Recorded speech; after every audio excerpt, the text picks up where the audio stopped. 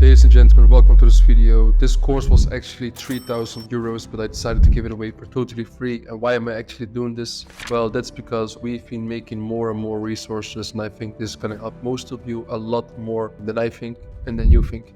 So I want to show you guys quickly what this video is going to be about. Because you can see we had this course, very simple, like it has 10 modules in this video, by the way. So the first can be mentality, talking about the mindset and everything, about the banking, about the payment processing, backend, tools for dropshipping, product research, product importing, email marketing, Facebook ads, and some last notes from my end. By the way, as well, in this video, I'm talking about the community and that kind of stuff. And to be honest, there's no community attached to this course at this point. But if you do want to join our newest community, check the link here below. We have a new school group with new resources, new information, more updated information, everything. So definitely have a look and check that out. I hope you guys like it. Yeah, totally free. Why not? I decided to just drop it. But yeah, enjoy. It was 2018. I had an internship at a marketing agency. I was very happy to get into this place. Don't get me wrong. Why was I so happy? The reason why I was so happy, it was simply because I did like 50 or 60 applications, and after like 6 months, somebody got me in. It was like one of my last years of my study at university. And yeah, guys, I finished my university. I'm not one of the high school dropouts. So I was very happy to get into the place, but then at some point I felt miserable. And why? I found out I was sitting in an office with 3 secretaries. After like a few weeks, maybe even like a few days, I found out directly that this is not the place I want to be in for the rest of my life. Even it's like a little bit of a different environment, but not like office and they tell you what to do. So I knew it, I had to do something to make a change. It was obviously, I just quickly realized that I'm not built to work on somebody else's dream. Simply as that. I am not built like that. So I'm not built to wake up every day at 6 a.m., go for like a 15-minute bicycle drive to go to the train station, and after that go into the train for like 1 hour, get off the train, wait for another like 15 minutes to get into the bus, and then go into the office. I don't know, like 2 hours later or something, you were finally at work. So I knew it, I had to do something else. I just totally knew it. So like in this whole office, like whole environment, I mean like the 3 secretaries talking about their husbands, about the horse rides they're doing, about the race which is only like 3% and they were expecting 5 or 8%. Oh, this is not fair. So I don't know how much were they making, like 1.7 1.8k like euros a month, something like that. I don't know, just like the normal wage in the Netherlands. So I knew I had to do something else, and I was looking around. There was this like deep fire inside me. I knew that I had to do something else. What did I do? I found about dropshipping, talked with some friends, he and him, they knew some guys. All right, I got into dropshipping, just started, just took the action, and I knew finally this could be my way out. And to be honest, I never knew I had to endure this kind of pain to become the person that I manifested years ago already. I never knew it. It was as well like around this time of the year that I broke up with my girlfriend because I just knew it was not going to be anything and I wanted to fully focus on my business. And by the way, best choice ever. And then at some point after a few months, like 6 months or whatever, I realized after getting broke like 3 times, around like 2019 and 2020, like between of them, I realized whatever happens, I just had to like really break the generational curse of wealth within the family. I knew I had to do something different. It was just all in or nothing. I knew it. It was all in or nothing. And to be honest, throughout this whole process, I lost a lot of things. As well, I lost a lot of things to get on this level. Friends, family, money, whatever. Was it worth it? Yes, of course. Believe me. I got tested in God mode. Literally in God mode. But it was all worth it. And let me tell you why.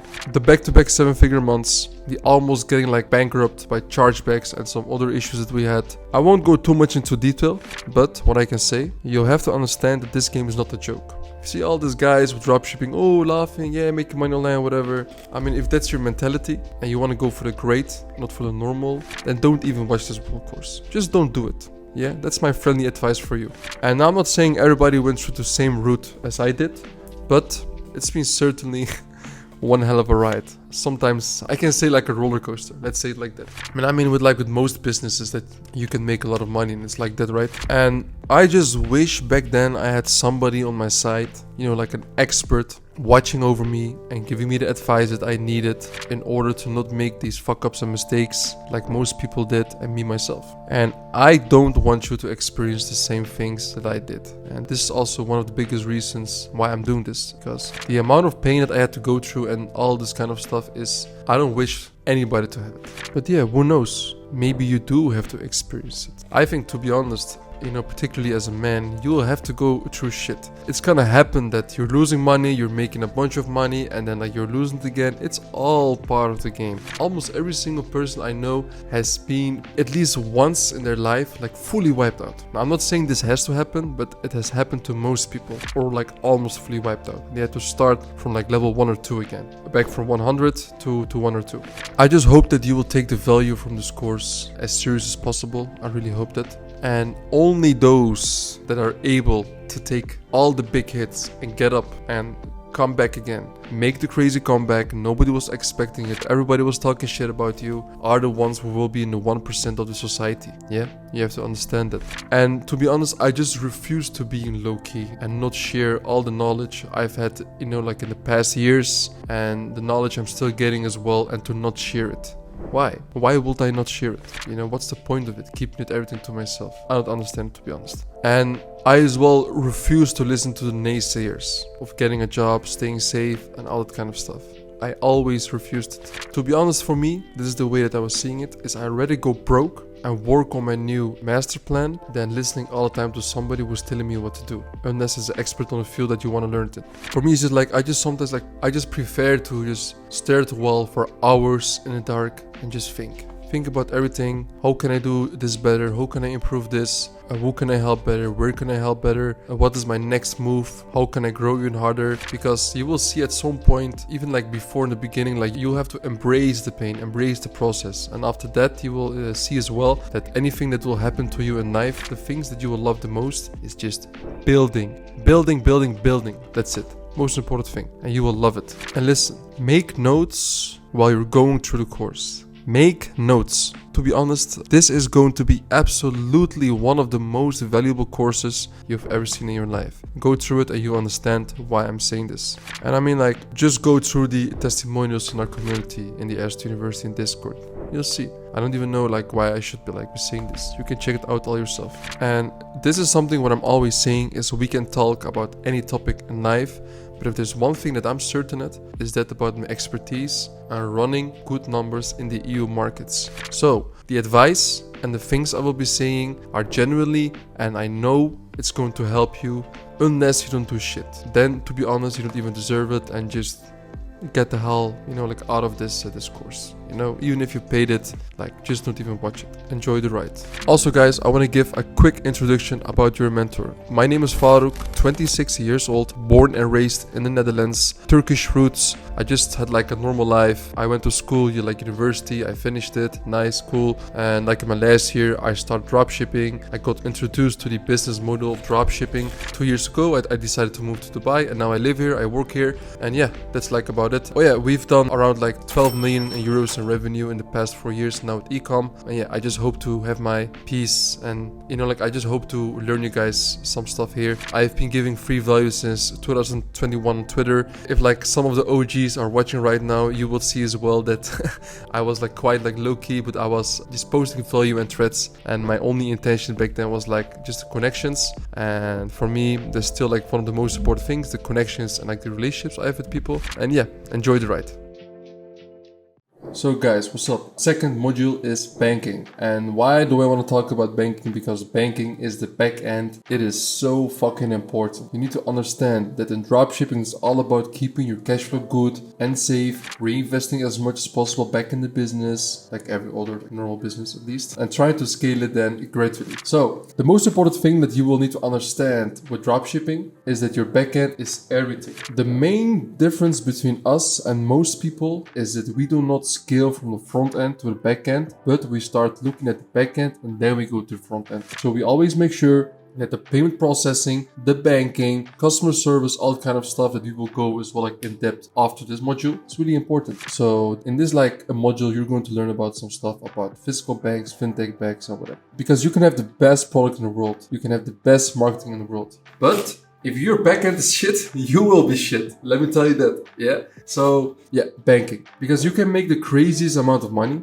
but if you're banking, if you're not aware of it, if you don't know what kind of fees you're paying, if you don't know like what times the money is coming to your bank account so you can like send again to your supplier and as well to, for example, your advertising agency, you're gonna get fucked. Let me tell you that. You always as well need backups because with banks, everything can happen at some point. So it's very important to diversify your risk in this case. So there's a difference between two stuff actually. There's like physical banks and also like physical banks in the place you stay at and the fintech banks. So in terms of like the cash flow and holding it and as well like sending it all the time to the agencies or to any fees you're paying or like for a supplier, we always prefer to use fintech banks. And why do we prefer to use fintech banks? It's for the simple reason, it's just like because that the payouts are very easy, there's less questions, you can just scale as soon as possible, everything is simpler, you know, there's more options for more credit cards because as you know, if you are running like multiple stores and at some point as well like multiple companies and stuff, like the credit cards are very important. But I must say that physical banks, at least at this point,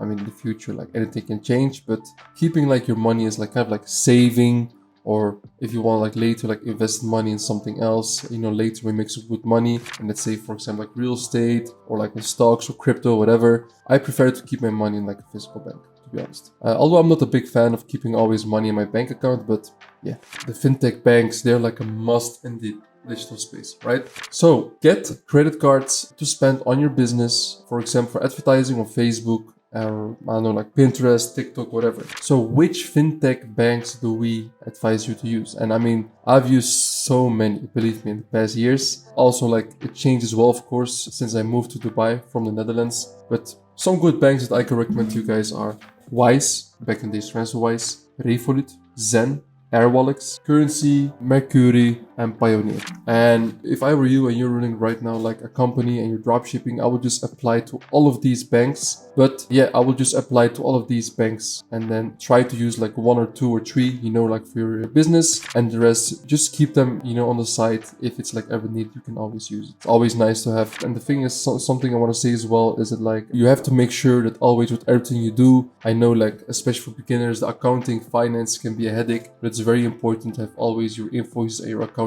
in place. So please arrange this. I don't know what kind of company you have right now, either like from US or from the EU or like from, I don't know, even like India. Make sure your accounting is on point. Start as soon as possible with your business and fix the banking. Now, this is a very hot topic in dropshipping. I know it. And why is this a very hot topic? It is because you motherfuckers are exploiting the world business model. Let me explain. The thing is, many people, as I said before as well, when they start making money, they look at the front end and not at the back end. And now what happens? It gets all fucked up. So you try to scale a product, you didn't look at like what kind of size it had, how the delivery times are, you're not connected with a good agent, and then like you make some good revenue for like a few weeks, maybe a month, 100k, 50k, whatever, and then boom, you go down.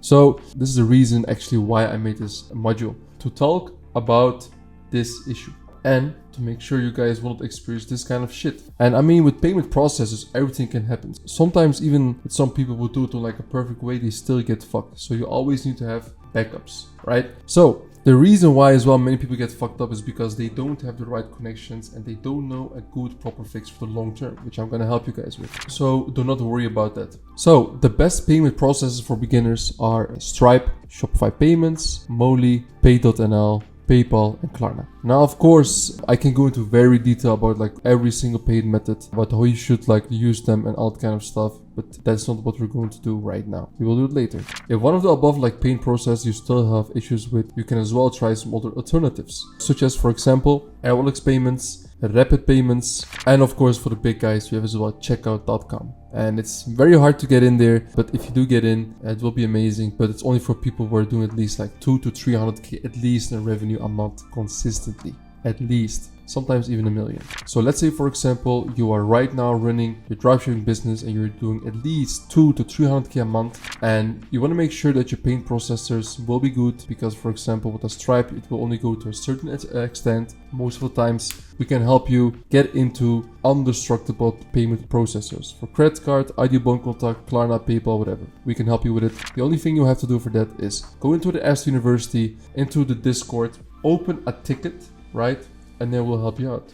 So if we're gonna look like briefly about like in terms of these payment processors, how they are, Stripe and Shopify payments are really like the start, you know. So for every beginner, I just recommend to start with that in the beginning, just low skill. And once you get to a higher skill, 5k, 10k a day, then there's always other solutions, which I just talked about as well. Klarna and PayPal, especially with Klarna, you really have to watch out how you do it. We're gonna go in depth as well in this module about Klarna and how to deal with it in a proper way. And PayPal, a little bit the same actually, but for us the experience with PayPal has always been better than it has been with Klarna. And by the way guys, so you know, this is only a payment processor for people that are from Europe and people who have like EU company and they're as well living in EU. So Europe. You have to know that whenever you're going to start using Klarna, you're going to be committed for 6 months to the payment processor. Why? Every single person who uses Klarna to check out on your web shop, they always have the right to file a dispute within 6 months. I mean, Klarna is very nice for people. I mean, like for the normal people that buy from your shop. So why? They buy the product, it gets delivered, and they only pay later, after like 14 or 30 days, whatever they want. Of course, they can pay it directly, but they don't. They just prefer to go into debt all the time. The rat race. All right, so I certainly believe that you can scale very good without Klarna. I really believe in that, and I'm gonna explain as well to you guys about why we think we can do that. So let me give you a nice example. You can, for example, go now into the Swedish and Norwegian market, and you will see that it's very able to hit the winners even easier than in Netherlands and Germany and Denmark, where people use like way less Klarna. Why? It's just like less competition. But why is there even less competition? It's because people don't know how to work with Klarna. So it's very hard to get there, like even on scale. So you're able to get all these issues. Why? Because at the moment when you see that the amount of active disputes that you have is higher than the balance on your account, you will directly just get a hold from Klarna merchant and your money will be on hold, like you won't be like paid out. And if you don't have a good cash flow, at some point you will just run out of all the funds, which is really fucked up. I mean, yes, like with Klarna merchant in the beginning, it's like 7 to 10 day payout, and at some point you can get like even like to 5 or 3 days. It depends on like which company, you know, like what country is like your company, you know, it depends on the country of the company. So I've as well like plugged like a PDF here in the course where you can see in depth about all the calculations about why we think Klarna is not even that smart to use in most of the cases. And I want to talk about a little bit as well about how we are handling the Klarna disputes, because obviously there are like the open disputes and there's as well like all disputes, right? Which you can see in the Klarna merchant. So what you need to understand is that whenever you're seeing like all the disputes, the difference is like with all the disputes are also like disputes. So what happens is like when, let me explain you. So there's like two options. There's all disputes and there's like the open disputes. Whenever, you know, like customer has like a dispute, they first go to Klarna and Klarna will then like reach out to you. Hey, there's an issue. How do you say, like solve this matter before it gets like a real dispute. And then, to be honest, the best thing you can do is go into the Klarna Merchant Center, reach out to the customer and talk about the issue. And what you can do is, for example, offer, you know, like a refund of like 30, 50 or 70%. Because if you will see at some point that the amount of the active disputes, which are, for example, in all the open dispute section, then like your account will get on hold. And there's always as well like possibility that Klarna is going to terminate your account. And then your money will be on hold for 6 months at least. Yeah, watch out for that. So this is why it's very important to have a good supplier, which will of course will like link in the course, and to make sure that the sizes, the refunds, the colors of like the product, the deliveries, the stock, everything has to be like perfect. If that's not the case and you have built a kind of a system for that, which I'm going to help you guys with as well, you're going to be fucked. Don't use Klarna if you're not able to handle all of this kind of stuff. So, but the thing is like with Klarna, what I want to explain with you guys is that it's easy to get like profitable in the beginning, but you will see it at like a longer period of time. The profitability isn't even that good as you think, because you can only measure the real profit of your store after 6 months. Yes, 6 months, because the customer has 6 months to do a dispute on those orders. So if you think you're doing a 20% profit margin on your store because you only calculate a month after like, like the month is gone, like let's say you did like 100k revenue in February, you have like a 20% profit margin. After everything, you're like, all right, nice, that's like my profit margin. But just take a look at the real profit margin 6 months later. Then you will see it is drastically way lower because the refunds keep coming in. And this is why like I don't believe Klarna is like a good paid method like for the long run to have on your dropshipping store. So when do I recommend to start using Klarna? To be honest, I would only start using Klarna if you have a good cash flow, let's say like 40-50k or something on the side, and maybe you can like do it earlier if you're selling like 1 or 2 products. It will be possible, but with a general store it's gonna be really hard for you, to be honest. So tap into markets where you don't need Klarna. So when do I like recommend it to do is if you have a good team, like a backend like manager, supply chain manager, and if you're also like very good in touch with your supplier and you have like all like kinds of sheets like ready to make sure that the product quality, the deliveries, everything is gonna be fine, then yes, go for it. You can try Klarna. But yeah, do it in the first few months relaxed, see how it's going, and after that make a choice. And what's really important as well is that even though when Klarna gets shut off, it is important to still always have PayPal on the back. I always recommend to use PayPal anytime. Of course, I know it can be a big issue as well, but if you have the right solution, which we can as well like offer in Discord, we're always able to help you out. And guys, something added as well here, so you know it, we as well put like a Stripe golden nugget here as well in the course. Have a read on it. If you're using Stripe, make use of this method, just follow the steps and it's gonna help you massively, I'm telling you. So it's gonna help you like get like less of a chance to get a hold, with Stripe. So, and this document is like from one of the members of Aston University, and it's going to help you massively in order to get like not a hold with Stripe. But yeah, to be honest, if you do everything the right way, you should not be worried, you should be alright. So with all the process, by the way, so don't worry about that.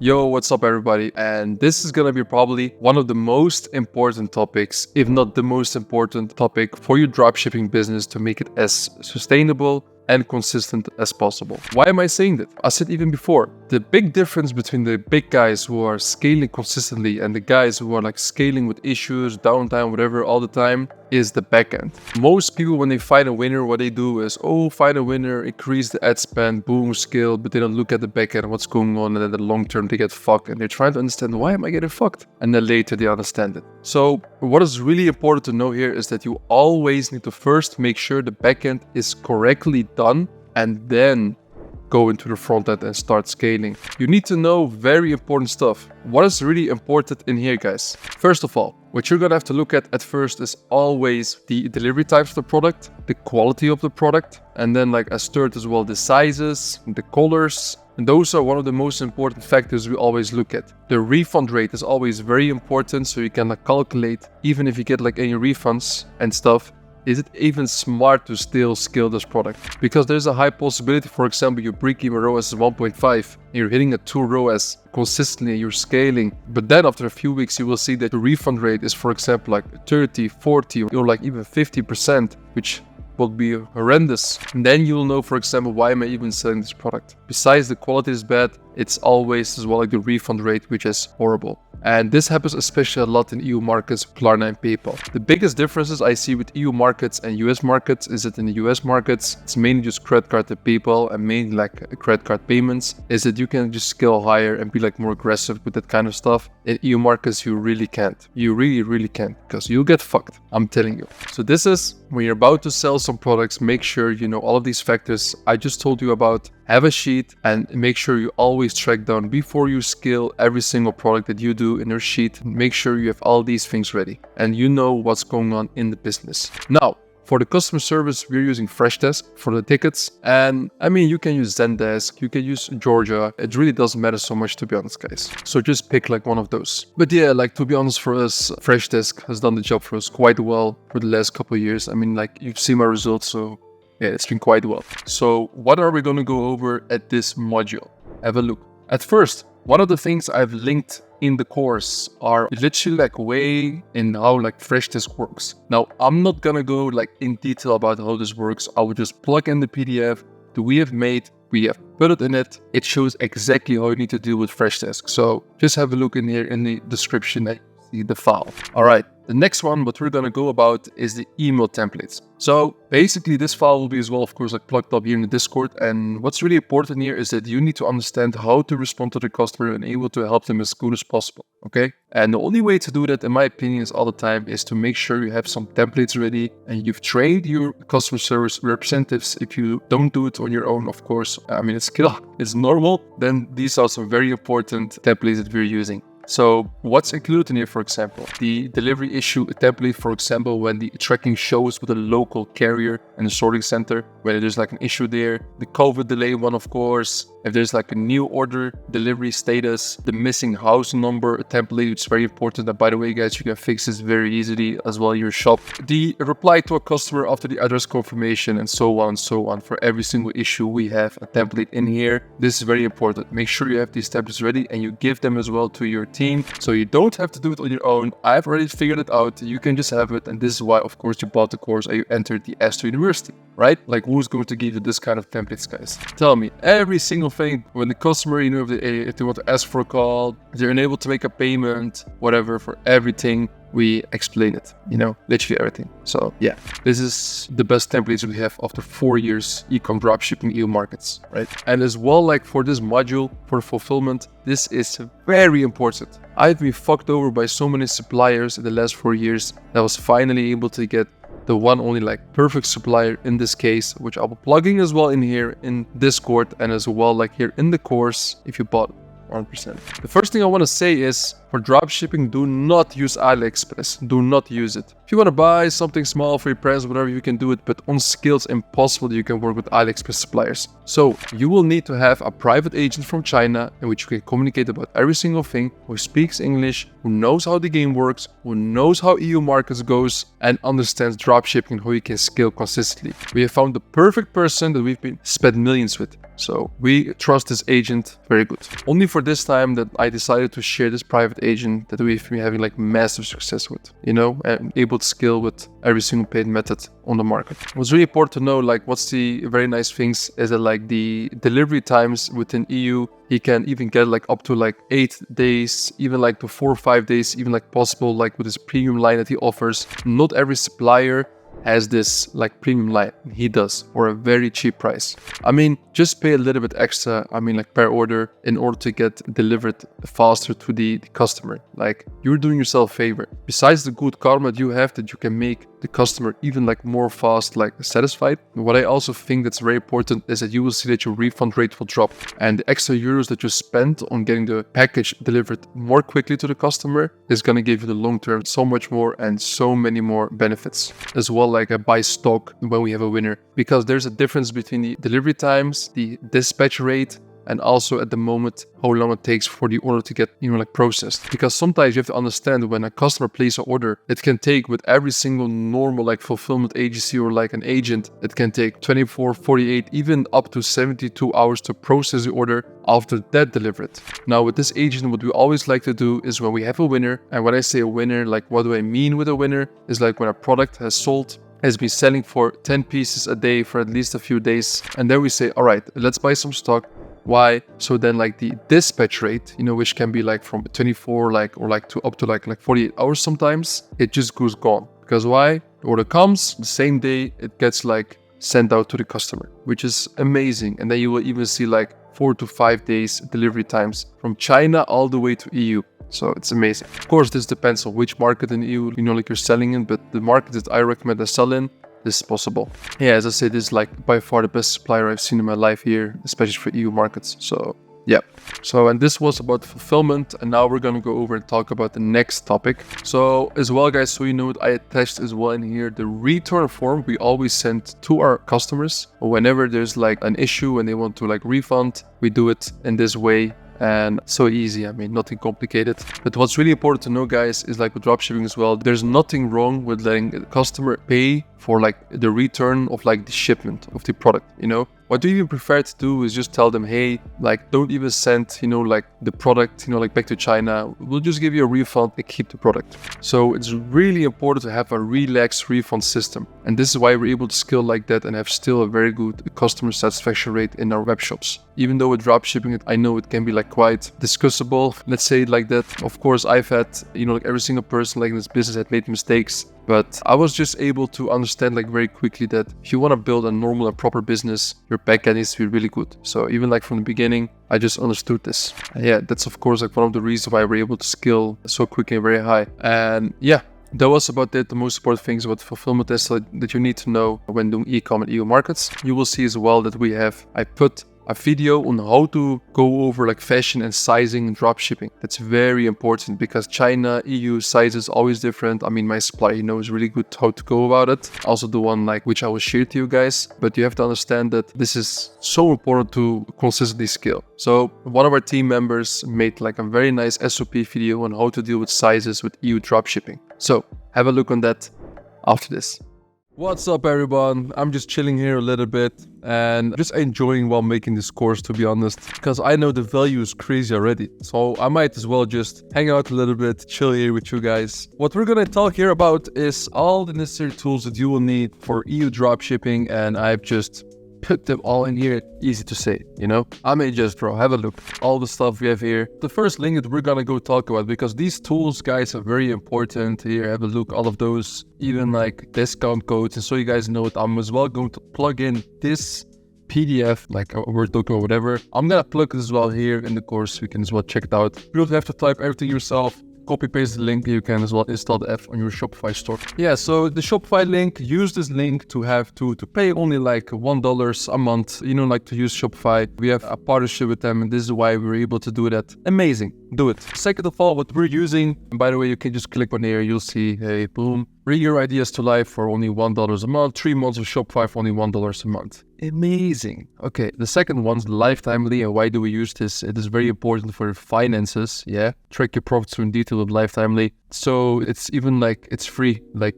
at some point, I think you'll have to pay, but it's very less, maybe like $10 a month. And you can just put all your costs in here, your profit, like your revenue, your cost, your advertising costs, your transaction costs, even employee costs and shit. So easy to set up. I'm not even going to do that in here. There's so many other ways that you can see how people do it. So I'm not going to show you this stuff, guys. So yeah, we always use Lifetimely. Second one, email marketing, Shopify, Klaviyo. I mean, of course, Klaviyo, I'm not going to go too much into detail, but yes, of course, we all as well use Klaviyo. By the way, I'm gonna link some templates for abundant checkout, all this kind of shit that we're using right now in our stores, and which we're hitting 10 to 20% with email marketing a month right now with, how do you call it, with email marketing. Yeah, Copy, amazing app as well. And here, guys, have a look. Just copy paste the products from a different store just with one click, which is amazing. And I'm not saying here, yo, just go copy paste everybody, but yeah, like if you even like want to sell the same product as like your competitor, it's an amazing way to just get the product as soon as possible in the same language, change some stuff, and yeah, perhaps you could sell it as well. Translate your Shopify for every card with one click. Amazing. Trendsy, yeah, amazing. We always use this one, guys, for every single store, because general stores, EU markets, native stores for every single language, different store. Tracking Jenny, amazing tool as well, guys. Tracking set on autopilot, so basically like every single customer in the homepage, they can look for you, like track your order, like they can just like click on it and then they can see where their order is. Amazing. It's very important and it will also lower your refund rate. This is a very good app. Sweet upsell, obviously. So guys, simply by clicking this link, you will go into Sweet Upsell, add this to your Shopify store. Why? We do not like to have at our store, I will go into more detail later as well, to have like many upsells and, like even before the customer has like checked out once, So for this reason, we prefer to only offer the upsells always after the sale. So what's like, for example, one of the upsells we always do after the sale? We always do another 50% off of the product, or go for 30 or 40, but our sweet spot is offering the same product with another 50% off. And yeah, then you have like $8 or $9 or $10 or like euros extra profit per product. And this can be the difference between scaling of you and your competitors. So it's very important. Yeah. Amazing app, guys. Only $30 a month, and I think they take a small fee. I mean, it's totally worth it to use it. Just take your add to cart button as well. We use this is very important because you have to understand your audience. So what's really important to understand about your audience, guys, is that like they're not the smartest persons. Yeah. And most old people, they don't understand phones that well. They forget a lot of things. So if you have only like one add to cart button and no sticky ad or anything, you have to understand that obviously there's a big chance that when they're scrolling and reading like the whole product page, that they will just forget where to buy and they will not find where the add to cart button is. So, and then what happens with this sticky add to cart button, there's always, to be honest, we always put it after they scroll like 40% of the page. Then they can see on the bottom, on the bottom of your web store, like on the bottom of their phone, they can see like a sticky add to cart hanging out all the time. So yeah, amazing app. This helps a lot, guys. Helps a lot. It's very amazing. We always use this.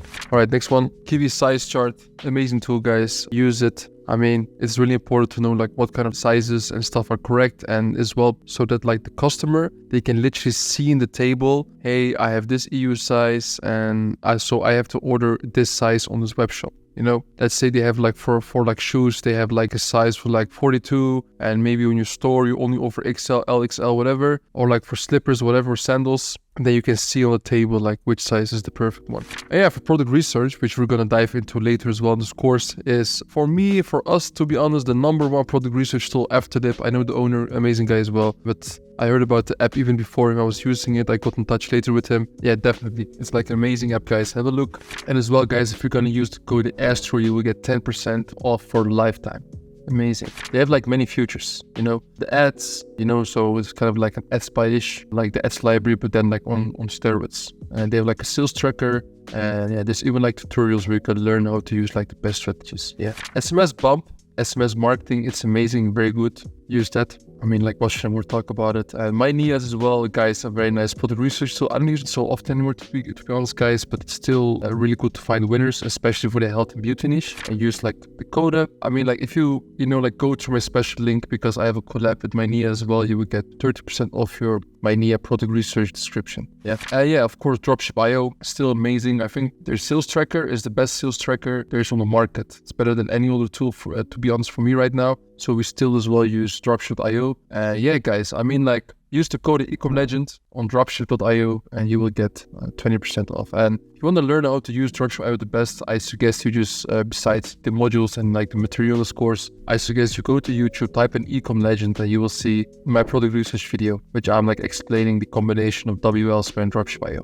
And we use right now Hubstaff to track hours and follow-up activities of team members. So this is something that's like very important that you guys need to understand as well. You have to know, it's very important, to see like how many hours your employees are working, how much time they're spending like on like a certain like case. So this is like very important, guys. And for this reason, Hubstaff has been for me like the most easy and just simple tool. How do you say, like the employee, if they're going to start working, so what they simply do, they just put on their time tracker, they work, and then like when like the job is done, they go to sleep, whatever, do something else, they just click on like stop, and then like we can see that, and every 10 minutes we get a screenshot from Hubstaff. You can see that in the system, so you can exactly see what they've been doing. Very important as well, check the activity levels. If somebody has a 90% activity level all the time, you will definitely know something's wrong. Maybe you have like a mouse tracker or something. Be aware of this kind of stuff, guys. Believe me, I've got fucked over a lot of times with this kind of stuff, so watch out. And yeah, for the guys who are doing omnichannel marketing, I would suggest you will use Triple Whale. Amazing tool. It tracks 100% across Facebook, Pinterest, Google, whatever. And use code ecomlegend for 50% off your subscription, which is amazing.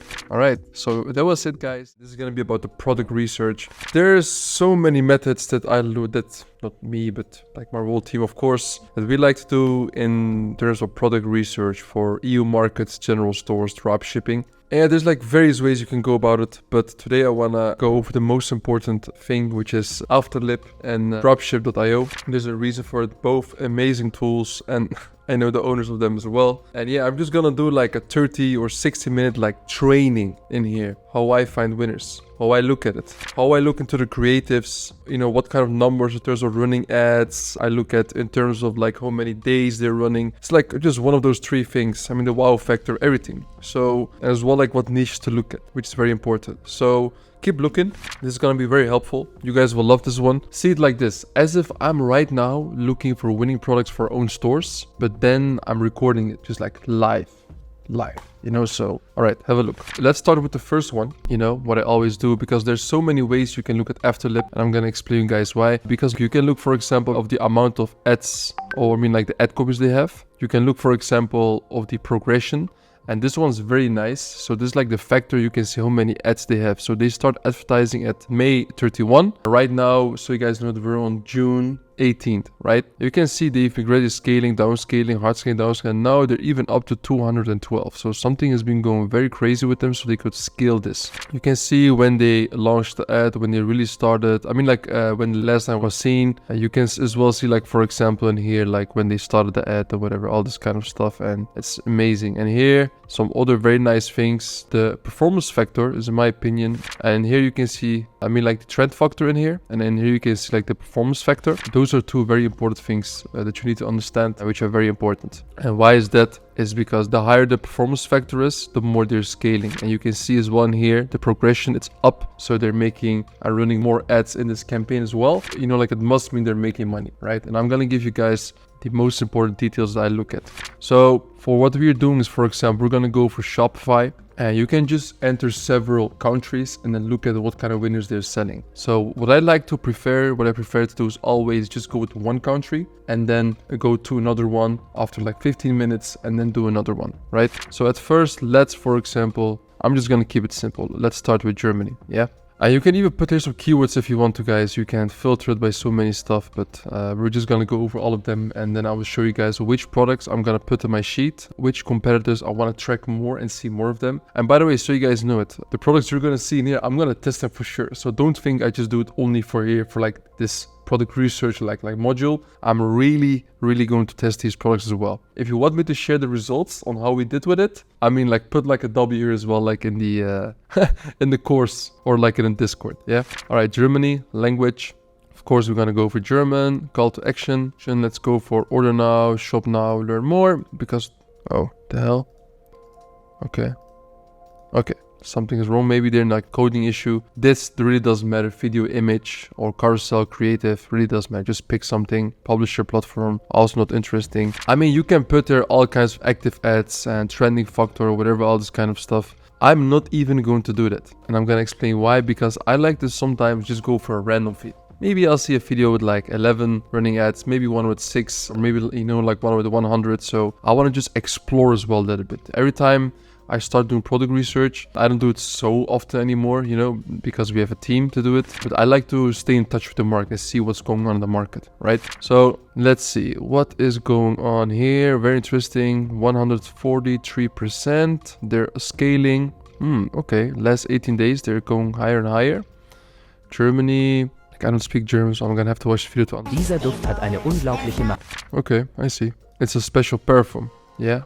So what's really interesting about this, like, I'm not sure if it's his, but I actually met a guy in Dubai a few weeks ago, like a week ago or so, and they are running like crazy perfume brands in Germany. They're scaling with it, so perhaps this is even one of his brands. And I mean, they're above like 8 figures of revenue, so it's a very nice niche. I don't have experience with perfumes and stuff, so I don't want to say like, yo, start selling them, but yeah, they sell definitely really good. So I would not pick this product, to be honest, man. I mean, like, it's liquid and stuff, so I would like go with it. By the way, guys, I don't sell baby products as well. I just don't like it. How good you can try your best, even if I would like touch the products myself and stuff. I don't prefer to like do like baby products. I don't like it.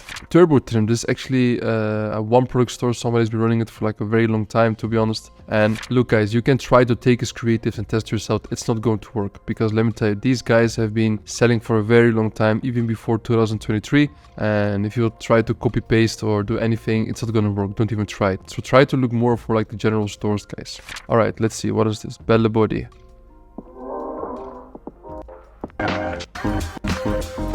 So it's like a brand or something, or I don't know. Can be anything, to be honest. All right, interesting, nice, looks cool. I mean, this can be interesting, guys. Maybe stuff like this. This is a very good beauty niche, and they're targeting here men, I believe. So they're going into like a whole like untapped market, also a little bit like women. But this can be very interesting. Let's have a look how they're performing right now.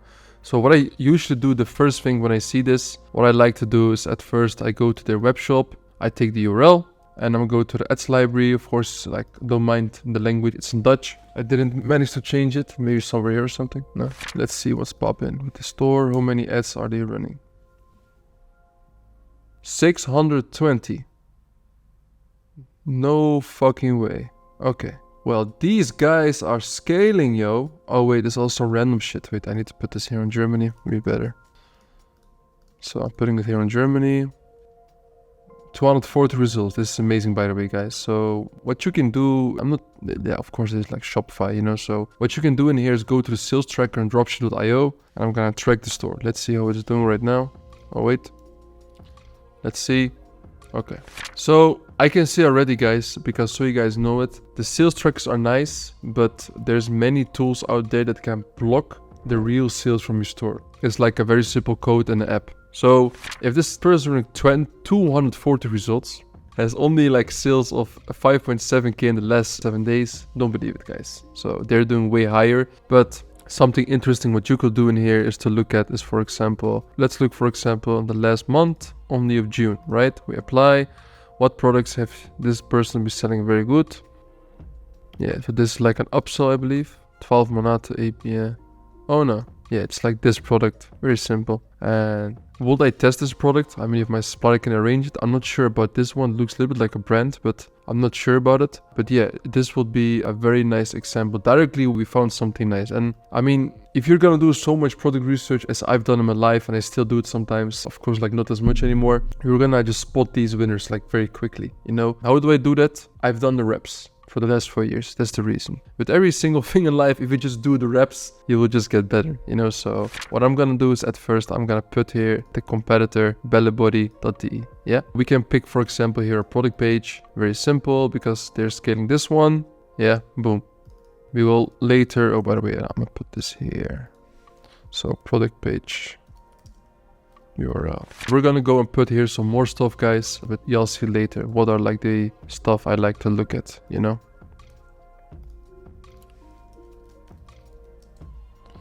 Competitor URL.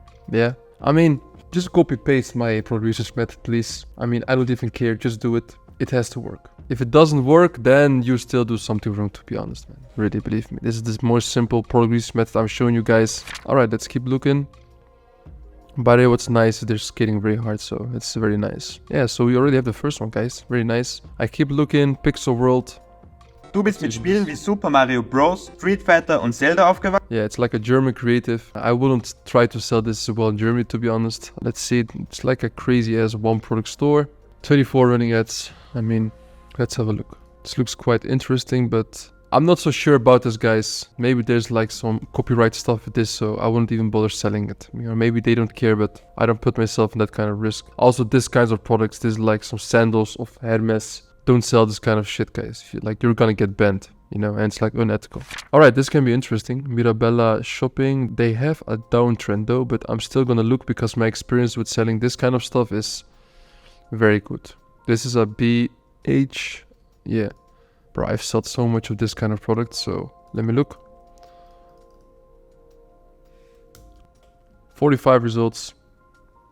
It's okay. Let's look in the sales tracker. And by the way, guys, what I prefer to do with the sales tracker most of the time is I like to look at how many sales they did in the last 4 or 5 days for the products. So, I mean, this can be true. I'm not sure if it's true, this one. 45 running ads.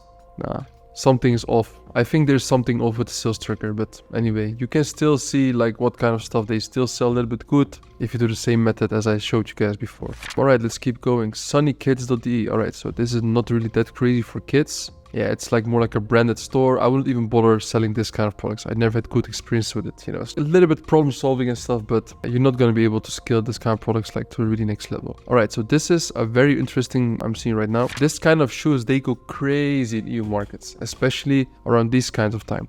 And guys, have a look at the creative, yeah? But wait, let's first look at the progression, yeah?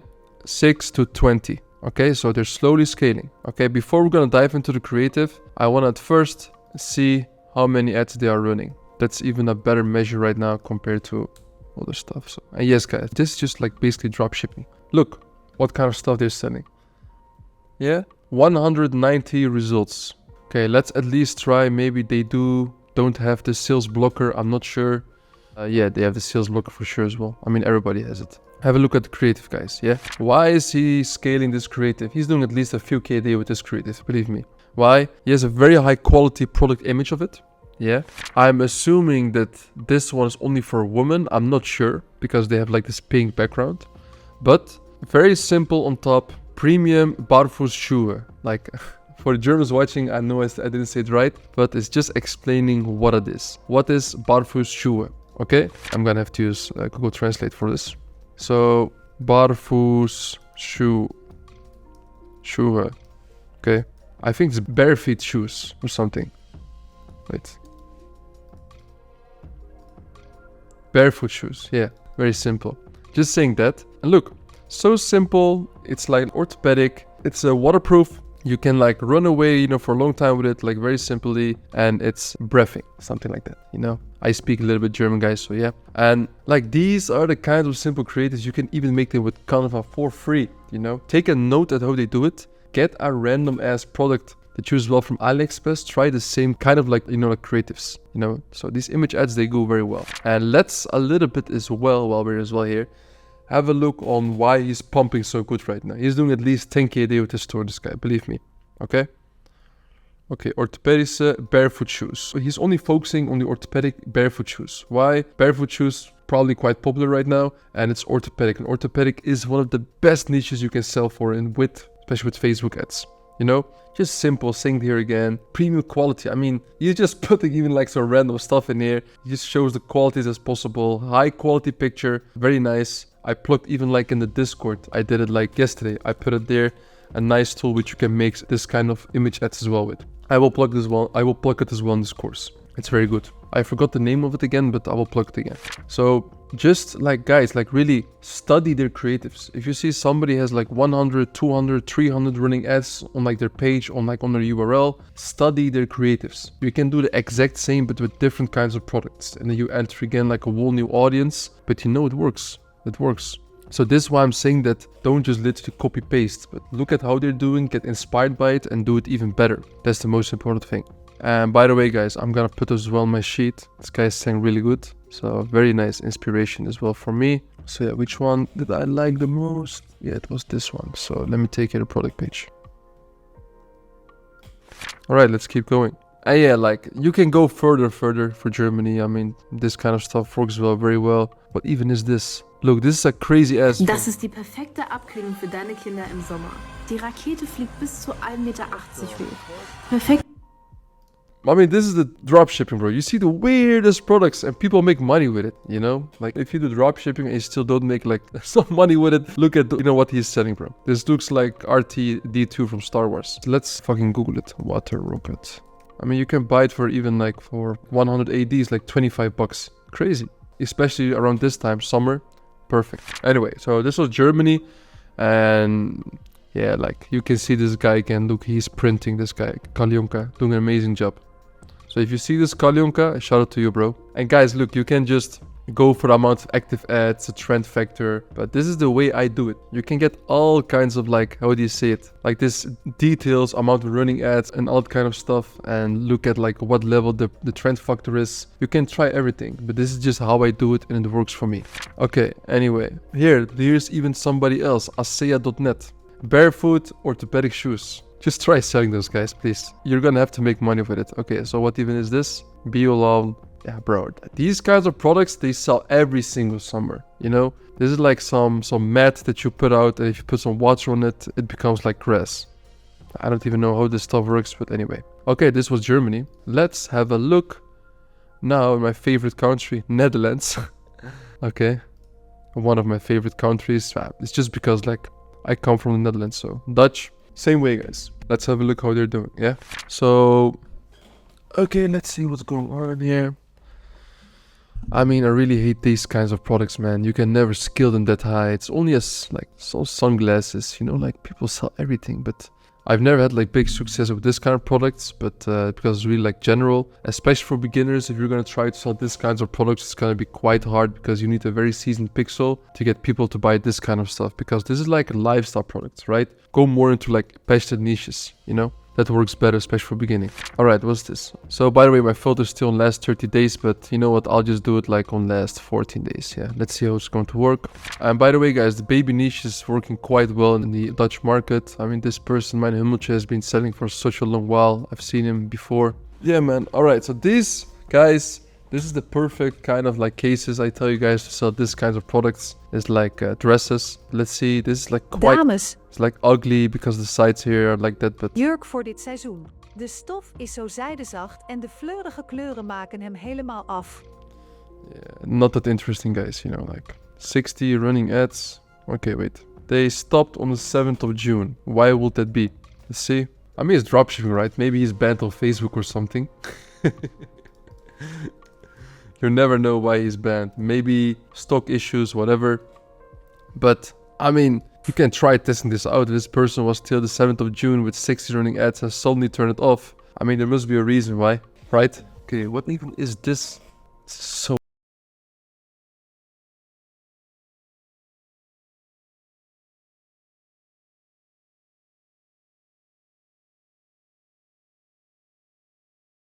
Went up at 50%, 39 running ads. Okay, guys. Okay, let's have a look. I mean, the thing is, this title is so fucking crazy. Even if I don't like put some details and stuff in here, what kind of ads I want to see, it just shows me the perfect winners that I know that I like. You know? Okay, top 500 now, yeah? 140 running results. What does this mean? He's doing some good money, yeah? What do? You put it in here, and then we're gonna look, so what kind of products is he doing well with? Yeah, let's put it on Dropship.io. I mean, this is just how I do it, guys. You know, don't overcomplicate it. Alright, so the revenue, of course, it's not correct though, guys. Well, we can use Dropship.io, so at least we can see which products have been printing for him in the last days. So let's go, for example, for the last 14, no. Yeah, just like last 2 weeks, so what products has he been selling the most? 1, 2, 3, 4. Yeah, I always take the most 4 of them. And he's selling it for quite a low price. I'm surprised by that. It's quite good if you can offer it for such a low price. It's good stuff. And it's like a woman niche store, I think. A little bit, also a little bit toy niche. This is the coolest water gun I've ever seen. I mean, like, guys, you know, like a little bit of like a side mission, right? Have a look at This this. is the coolest water gun I've ever seen. It's fully electric, rechargeable via If you're like fucking 30 or 40 years old, you're scrolling on Facebook, you have 2 kids, and you see this creative, you're gonna tell me you're not going to buy it to make your kids laugh? Stop playing with me, man. You know? Do product research, guys. Do the reps. You will understand what I'm talking about. You will understand it. So this guy is doing very well. And to be honest, guys, I mean, look, if we're gonna look for products he's been selling for the last 2 weeks, he sold these 2 the most. I would definitely take those 2 products and test them out very easily. Look. Oh, wait, I made a mistake in here. 1 second. Right. So I'll take this one. Boom. That's it. Alright, so actually I can even stop now. But because I'm Ecom Legend, it's gonna be a different vibe today. We're gonna keep on going. I'm gonna show you guys the reps. Yeah, we keep going. And look at the creatives, guys. Whatever, man. That's dropshipping, guys. Understand it. Okay, here we have this sandal again. This sandal, bro, I've been selling this sandal for the past 3 years. No kidding. Me and my friend as well, by the way. We know it. Every time he turns it on again, he tells me, yo, bro, turn the sandal on again. Bro, look.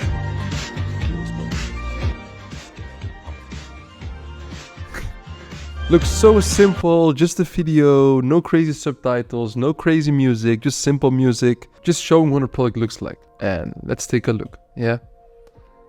29 running ads. You're gonna tell me this person is not making money now? You're gonna tell me that? I think he did something wrong. I mean, this is the perfect moment to take this stuff and try it out yourself, guys. Perfect moment. Okay. Erko Gordijn, I don't know, is this drop? I'm not sure if this... Okay, this looks a little bit fishy to me. Oh, it's Erko Gordijn. Ah, so it's like the curtain of the airco, but quite weird. Is he made... Huh. I'm not sure, man. This store, by the way, guys, looks very bad. What even is going on here, guys? I don't understand it. Anyway, so let's keep going. Again, BH. Test this kind of stuff, guys. It goes very good. Look, 21 running ads. Yeah.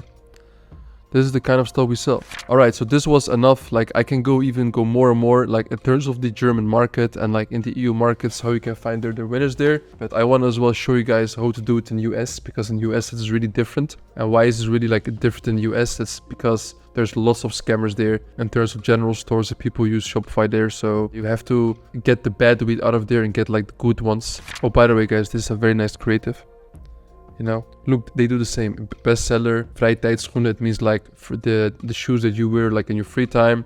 Just like a very simple USP. Now again, it's available and there's a discount, you know. Look, 15 running ads, making money as well. I mean, don't overcomplicate, guys. Alright, anyway, let's get to the next one. I'm gonna go now to the US market. This one's also quite important. Let me take first a sip of water. Okay. I'm gonna take all of the markets, by the way, from Big 5. I prefer to do that, to be honest. In language, you go with English. There's something wrong in that place, I think, here. There's like a bug or something. Okay, here we go, guys. In the US, you will see way different products, by the way. And we still get nice winners from US. And by the way, now it's Father's Day, so you see lots of products here for this niche right now. Let's see, for example, for the best dad. One day my father, he told me, son, don't let it slip away. He took me in his arms, I heard him sing. Passionate niche. This would work nice. But it's like personalized gifts, you know. Put the name and stuff. It takes a little bit longer period of time. I don't really like recommend to go too hard with the way we're dropshipping with that kind of products, you know. If you do it more like a brand, but not in the way we're doing it. This all kinds of words, products, like many personalized stuff. Naturally eliminate mosquitoes. Okay, let's see what this even is. Mosquito TNT, made for home use. Okay, how is this person selling it? Because this is a very nice moment. They stopped selling it June 10th. Nah, skip that. Okay, guys, you see here, this is what I mean. For example, here, these guys selling Nike. I mean, don't do this kind of shit. Skip that. Okay, here we have a very nice one again, the water blaster. Here we go again. Look.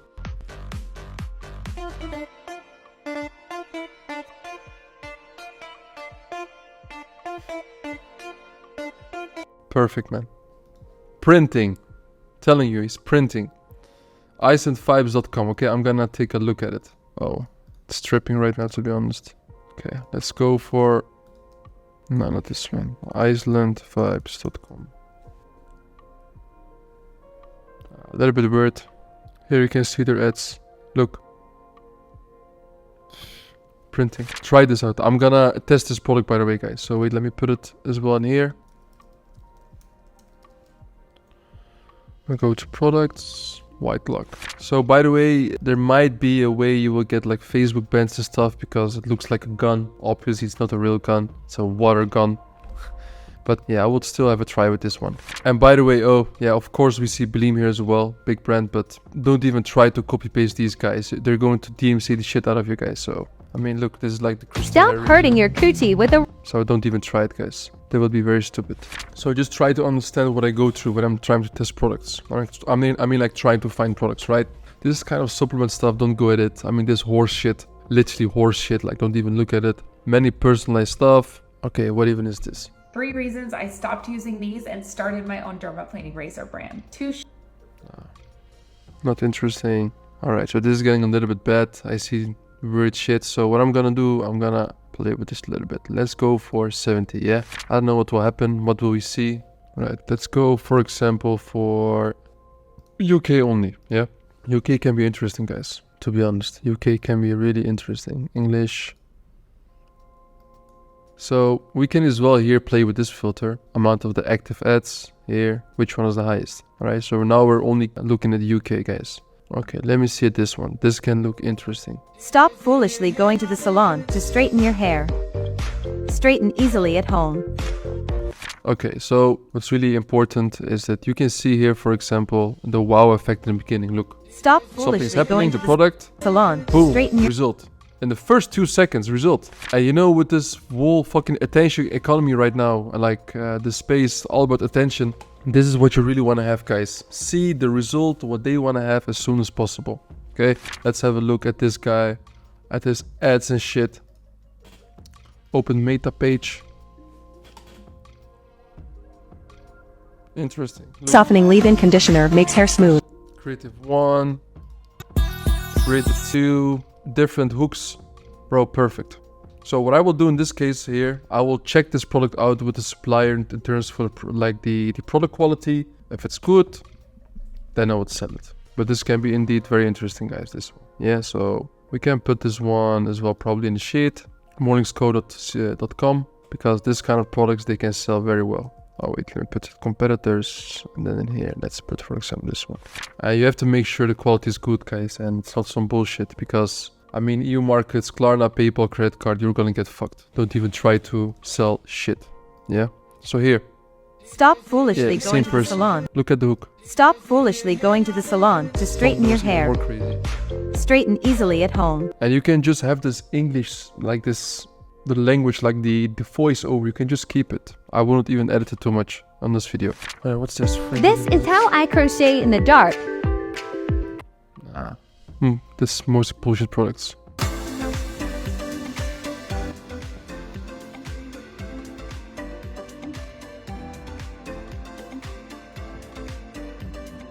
What even is this shit, man? Bro, sometimes when I'm doing product research, I get so deep into everything. I'm like, bro, what am I even doing with my life? You know, so random. But yeah, that's like a very weird ass product, guys. Anyway, man, what even is this shit? Crazy. Okay, so, man, the health niche products always crazy, man. What even is this? Look, this is an interesting product, guys. This can be a nice one. Okay, now let's see. 9 days ago they stopped running it, but we can think like, hey, maybe we can have a look at how if they're still running it. Maybe on another page, maybe they're banned, whatever, you know. $20. I think the product is just shit right now. Skip it. Let's see. What's this? I can use one large face pad for an entire skin routine, including a face. Too complicated. This is a brand. Skip it. I wouldn't even go for that. So guys, I'm still scrolling. I didn't see many nice products in the US. Alright, what even is this? Introducing remote chance-proof stainless steel. Oh no, no, fuck it, guys. Kickstarter.com. Look, here we have the perfect. How to get any girl you want. Okay, let's stop with that one. Haram. Oh yeah, guys. So this is very interesting. So what you can try as well, besides the general stores, is advertorial, sales page, checkout, and then like get them into, you know, to buy it. And you can try that. This wool stuff instead of the US. Try it as well in EU market, especially in Germany. You can scale this very good. Like this kind of knee braces, I mean, you can scale this really to the moon. Now, because this is not Shopify, I cannot see the amount of sales and stuff. But we can look how many ads he's running, all this kind of stuff. 2022, did he stop running them? Let's have a look. Open meta page. Is the page still live? Yeah. Look. 260 running ads. Right? I mean, you can just literally have a look at the creatives. Okay, very nice. Translate to German. And look, the mountains. There's a reason, you know, this is so simple. This is not like fucking Einstein shit, you know? Come on, man. Look, what I love about it is that it completely takes pressure off my knee. Going up and so it doesn't have to be always fashion, that kind of stuff. Also, a health niche works very well, especially this kind of knee braces where you can help people just to relieve their pain, you know? These kind of knee braces won't make the pain like gone like forever, but it will relieve it. So it's still a very nice product. Like you can have a look at the reviews. So yeah, advertorials. And by the way, this way, F-Flip is by the way the best spy tool by the way as well for advertorials and shit. It's a very nice example. Yeah, basically guys, so that's a little bit it. I mean, you can go so much more into detail about every single country and stuff, like how you can do it, but this is like the way that we just do it right now, and it works for us. Just competitors, the products, and you can go into so many filters in here. Maybe one day I'll make like another crazy afterlip SOP or something, but for now, to be honest guys, like our best method, and we have been using it now like for the past months. Yeah, that's it guys. And by the way, I didn't say it in this course. If you still have any questions after this course, send a message in the astronauts chat in the Astro University, guys. Very important. Thank you. All right, I think that's it. Yo, what's up everybody? So the next module we have is about product importing, product naming, and how to do that kind of stuff, because you cannot obviously take the same names for the products that you see like on AliExpress, you know. So yeah, we're gonna talk a little bit about how we do the product importing, the naming, whatever, because it's also very important to make it look as branded as possible, even for the general store. So you can see here the exact file PDF that our store manager made a while ago, and we still follow the same stuff. So, and there's now a bunch of people ever since I launched in part of it as well, like in Astro 6 months ago, people are doing as well like the same as us right now.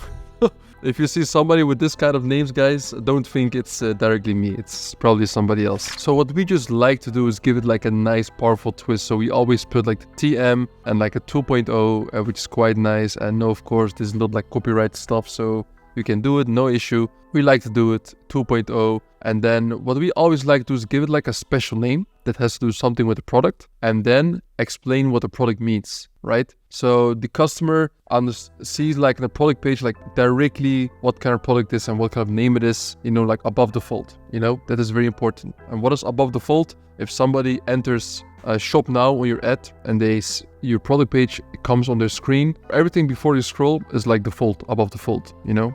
So yeah, that's just the way that we like to do it. You can read exactly how we do it. If there's a product description, we're explaining how we do it. So we, of course, like what we use, something what isn't noted here, what we as well use is ChatGPT. Of course, you rephrase everything. And I mean, there's so many stuff out there on how to work with ChatGPT. And guys, believe me, if you're gonna put 1 or 2 hours into like a product page, and with general stores, the way we're testing it, we only do it when we have a winner. So we try to keep it as simple as possible, like a rephrase in the way the competitors doing it. Or for fashion, you don't even need to do it because it's so simple. You don't need any crazy, how do you call it? Like you don't need like any crazy explanation about how the product's working and stuff. So we just keep it that simple, to be honest, guys. Yeah, for translations, guys, use DeepL, not Google Translate, and you don't need any proofreaders, but you can do it for winners and shit. Right? I have A/B tested. I know they had like tons of like proofreaders and shit. I told them skip that shit, do it without, only use DeepL in the beginning and only with winners do them, you know, try to proofread them, because proofreading is very expensive. You can pay up to 20 or 30 bucks per hour for somebody from Sweden or Netherlands or whatever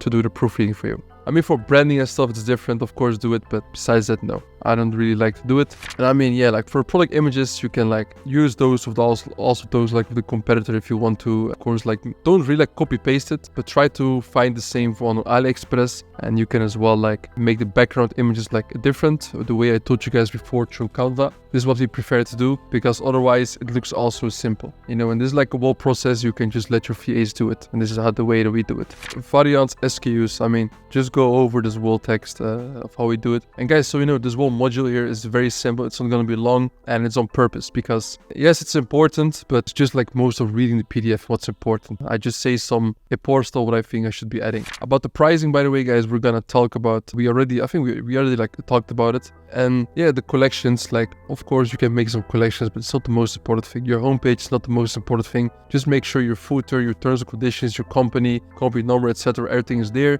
so it's all fully legit. And then make sure the product page just looks like nice. Guys, by the way, as well, keep the URL as simple as possible. Why do we say this? Because like a customer, they can think very quickly it's a scam. So make sure the URL is very simple. The logo on the shop is like the same as the URL. Make sure those are like in line. These are some of the basic stuff I want to tell you guys about. So yeah, that's interesting. And by the way, very nice note, do not use any promotional content from your competitor store until you're using it yourself. Yeah, some points about fashion products, I'm gonna read them as well. So the product may not always contain a description. It will also work if the product contains a few specifications about product-like material or some specialties. I mean, just it says itself, keep it simple. Always add a size chart, guys. Kiwi size chart. We explained that at the tools like module, I think it was module 5. And there you can see it how we do it. And every variant of the product must contain at least 3 images of it. For example, if you're selling a shoe that has a black and brown colors, you must keep 3 black variant images and 3 brown variant images. It's very important. I mean, that's about it about product importing. And by the way, the app copy is quite nice for this module, so you can check that out. Good luck, guys. Yo, what's up everybody, Econ Legend here, and now we're at the next module, which is about email marketing. Now, first of all, I want to say that email marketing is more important than most of you think, and let me tell you why. Because we are making like 15 to 20% extra revenue every month just with email marketing, and we don't literally like touch so much, to be honest. Of course, we have like campaigns running, etc. But yeah, we have like the flows, the campaigns, they're all running. We make like an extra 10, 15 to 20% extra with email marketing. Now, first of all, I want to say that we plugged some email marketing flows. We plugged them already here below you, so you can check them out through the link. There's like a Google Doc file which have like a 4 or 5 languages, the flows that we're using for email marketing. So of course, like for general store, one product store, niche store, and branding, email marketing is different, right? Especially for branding, email marketing is awesome. For general stores, it's less good, to be honest. So what I want to say at first is a big shout out to Sophie for sharing those email marketing templates. We as well have some good ones, and we are like using some of those as well. And I'm sharing this with you guys, so it's amazing, and I'm going to tell you why. But I want to first of all say, guys, is that there are some important points which I want to talk about, especially about email marketing agencies. Now, when I say this, I'm not trying to say that every single email marketing agency is doing a bad job, but there are some out there, they're like quite crazy, which is most of them. So something I want to say is that, like, first of all, I'm gonna discuss 2 very important topics which are gonna help you a lot. Do not make the mistakes I made. So first of all, guys, I'm gonna be talking about difference between campaigns and flows, which is very important. And second of all, I'm gonna be talking about the tracking in Klaviyo, right? All right, so about the campaign and flows, you have to know when you're gonna work with an email marketing agency, they will always try to sell you on that they're gonna make money on the flows. So the difference between flows and campaigns is the following: is like the flows are just the email marketing, the flows that they have for like bundle checkout or whatever, all those, you know, kind of flows. 99% of the email marketing agents, they just set it up once and they say they're like A/B testing stuff, but most of them are lying. They're not doing shit, they're just setting it up once and they're making passive income because probably you made a deal with them, which like you're paying a percentage on the flows and the campaigns. But for the campaigns, of course, they have to keep on making new ones, the designs, whatever. So whenever you're gonna make a deal with an email marketing agency, make sure they never take money on the flows. This is very important. So if they're gonna make money only on the campaigns, then it can be interesting. But it's only interesting with this. The percentages that you can see in Klaviyo from like how much money from Klaviyo, you know, like literally went like to Shopify, most of the times is not true. And there's even ways for email marketing agencies to make sure that this percentage is higher. So, you know, like whenever you get into like a call with them, so what happens is that like they'll say, hey, we did like this month 35% with email marketing. But yeah, check that out with Google with UTMs, you know, with the Google Analytics. I'm not going to explain how you do it. You can find it on YouTube. It's so easy. Double check it. I'm 100% sure it's going to be way different, right? So of course, the higher like the percentage, it will show that how much money they made like with Klaviyo in your Shopify store, the more you will pay them. So please make sure that these are correct. So these are the things that you really have to like watch out for. I've been paying back in the days crazy invoices because I was giving like email marketing agencies a percentage as well on the flows, you know, and do not do this, guys, really. Only on the campaigns or you will get fucked. So yeah, quite simple and fast like module, I know, guys, but I wanted to get this out there. This is very important, short but very powerful. So yeah, in this case, what should you do?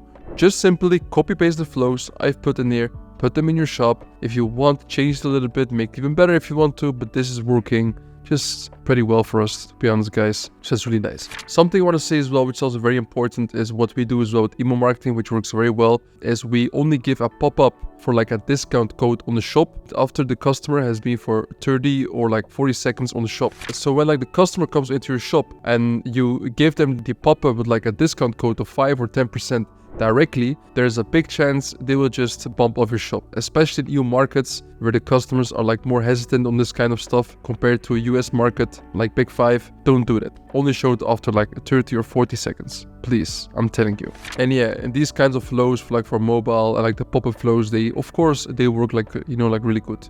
But the flow with like with the discount code, we only do it after 30 or 40 seconds on mobile. On desktop, we always show it instantly when they enter the shop or like the product page, because yeah, like on desktop it's really big and we A/B tested it works better. Yeah, so that's like some important notes about email marketing and the way we do it. And yeah, that's very important. And guys, something as well which is also very important is that you set up a flow for when the customer places an order, that they get like multiple like emails about like, hey, like your order, it just, you know, like it came through, and, you know, like no worries, and then like you can check on our shop. We have like even more products, maybe it's interesting. Try to engage a little bit with the customer, give them like a good feeling. This helps as well a lot in terms of Klarna and PayPal disputes to decrease them. So try to make the customer experience as pleasant as possible for them. All right, this was basically it. Short but powerful. Thank you very much. Alright guys, so here's the module that most of you as well have been asking about, which is important. But I must say, when you go through it, you've read it a few times, you have as well like done the reps, you're gonna fully understand how we do it. And let me tell you, this has been the method we've been using since the, like, here you see the SOP Facebook ads of the 24th of January 2023. We've been using this method now for over a year and people still do it. And most importantly as well, we still do it. So this still works. It's crazy.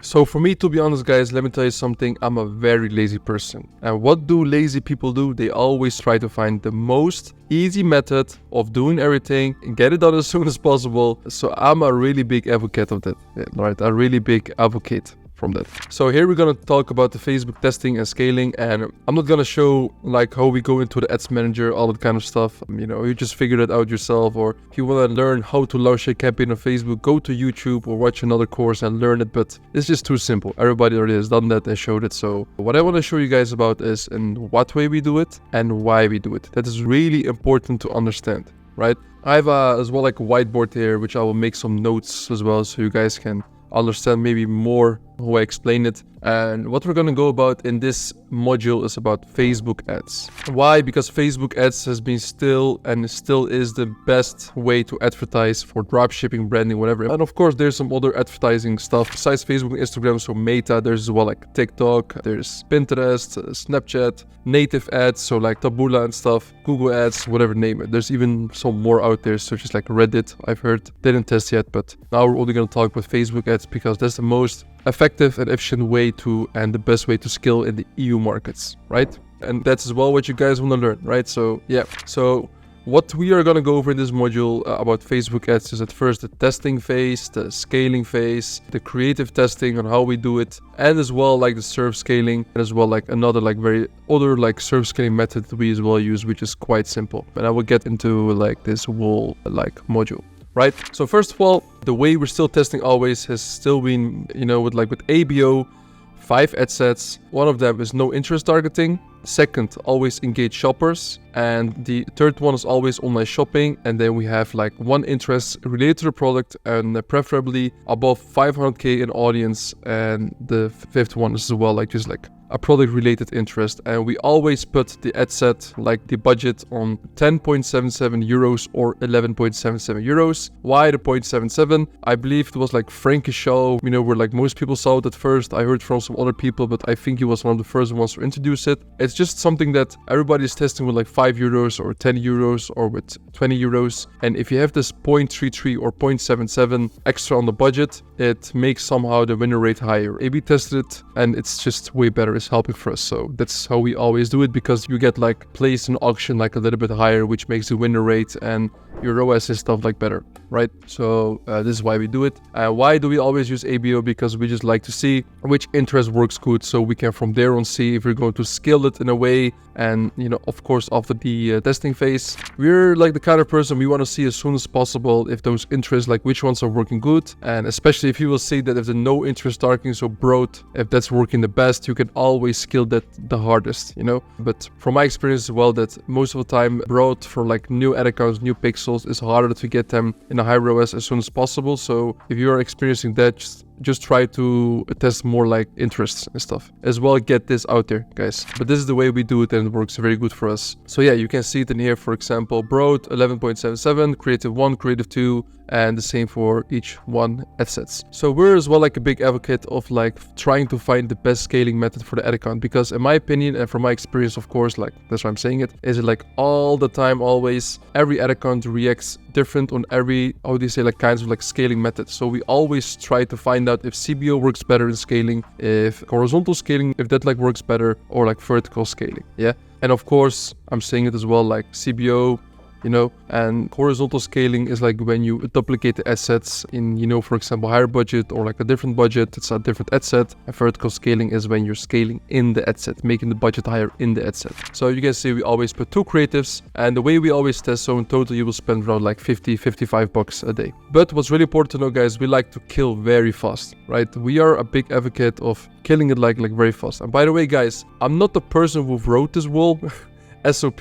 I wrote some other ones, you know, like back in the days, a year ago or something, or like 6-7 months ago. But this one that you can see in here is like in one of like the group calls we have in the Aston University in our Discord. I was telling people how I'm testing a scaling product with Facebook ads for EU markets. And yeah, he just listened to the whole AMA. A big shout out to Jente, by the way. He wrote everything down on how we do it, and then he made a PDF out of it, and he sent it to me, and then I shared it, of course, in Astro, so people can as well read it, and besides only like listening to the AMAs, you know. So yeah, so you can see ABO 5 ad sets, 11.77 or 10.77, and only 2 creatives. So we per ad set, we always put 2 creatives, and we limit to this amount because this works the best for Facebook. We do like very simple, guys. So have a listen. If the product is profitable or break even in day 1, we keep it running for another day. But if the product is also like profitable and break even in day 2, we still keep it running. If the product is profitable, yeah, like, you know, and now I'm talking about day 3. If the product is still like profitable or break even in day 3, then you can maybe see if you can scale it. Because if you're hitting at least about 15% profit margin on the campaign, then you can perhaps try to scale it slowly, take some ad sets out of it, maybe try to like vertically scale it with like 20% every time, or like horizontally, and try to like duplicate some of the ad sets that have you running at least like 15 to 20% profit margin, and see if you can like double the budget slowly. But of course you can as well take the best interests out of it, at least 2 or 3, and put them in a CBO of like 100. So you can see in there is what we say about it. We constantly check the campaign for ad sets that are not profitable anymore. Those ad sets need to be turned off. In some cases, if you turn off an ad set and check again the next day, can happen that this like ad set is not profitable anymore. So this means you can turn it back on after 24 hours. It happens. So what's important here as well, that after the testing phase, we start adding new interests every day so we can keep testing new audiences for our products. And I would only do that, to be honest, if no interest targeting and engaged shoppers is not working that well.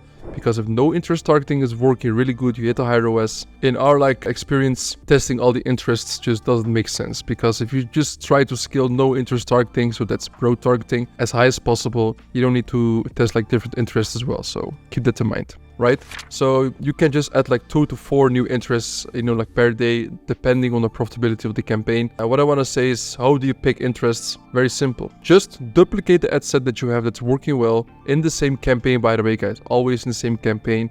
And always keep the old ads running which are profitable, right? If it's not profitable for like in a 3 or like 4-day window, of course kill it. But the old ad sets, always just keep them running. Even like with horizontal or like with vertical scaling. But what you want to do is at this point is just, as I said as well, is try to still keep on testing new interests. So if we're going to talk about the phase 2 of scaling. So this is, of course, for everybody, the fun part about scaling. And I want to just say this again. Do not scale if your backend is shit. If you have a winner, go back to the modules where I talk about like how to have a good backend. Check everything, make sure everything is fine. All the products, the quality, the stocks, whatever. And after that, start scaling. Yep.